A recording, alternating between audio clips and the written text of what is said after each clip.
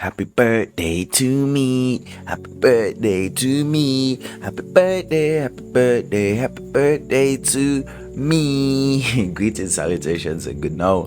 I'm astrologer Kevis Major, doing it major. And yes, today is my birthday. So drop a comment down below wishing me happy birthday. I would really appreciate that. In today's video, we're going to be talking about birthdays versus solar returns.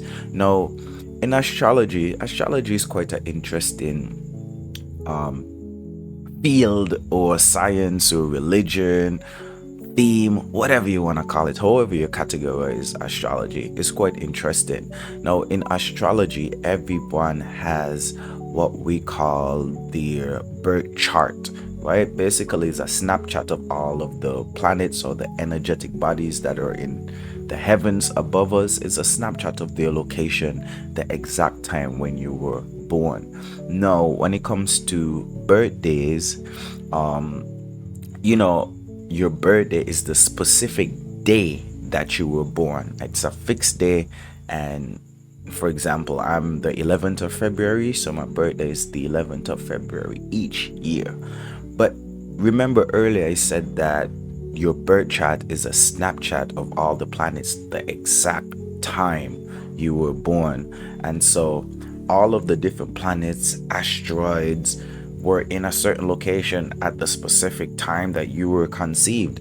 And so the concept of a solar return or the other planetary returns is to track and commemorate when, the planet, whether it may be the sun, Saturn, Mars, whatever you're tracking, is in the same position as it was when you were born. For example, again, I was born February 11th. Aquarius was about 22 degrees, right? So when the sun goes 22 degrees of Aquarius, that would be my solar return. Whether 22 degrees of Aquarius falls on the 10th, 11th, or 12th, your solar return is dealing with the degree versus your birthday, which speaks towards the exact date.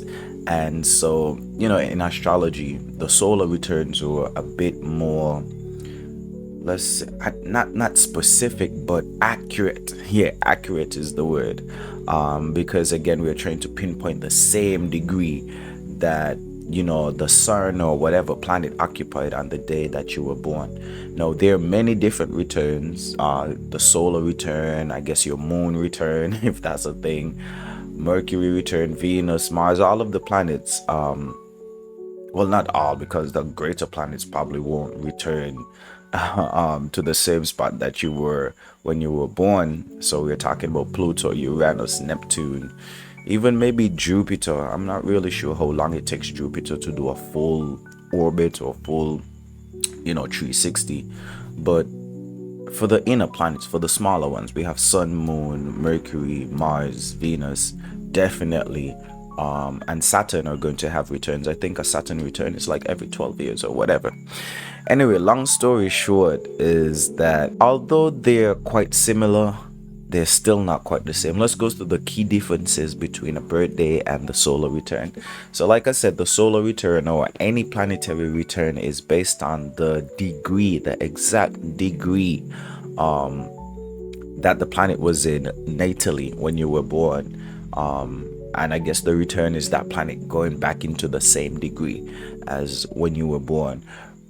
Versus on a birthday, it's just a fixed day. Okay, so if you were born on the 15th, it's always the 15th. The focus, I guess, with solar returns or any planetary return is to basically have a roadmap for the year ahead or for the period ahead. But for a birthday, again, it's just a time to celebrate, maybe do some reflection, and typically have a good time.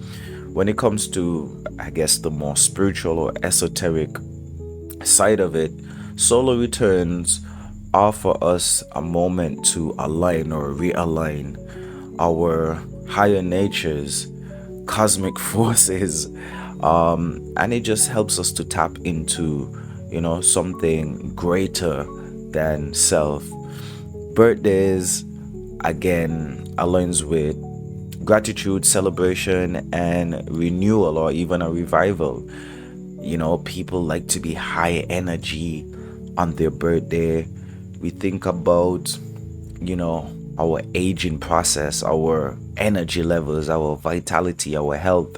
And so birthdays could be a bit materialistic, while, the concept of a solar return is a bit more esoteric.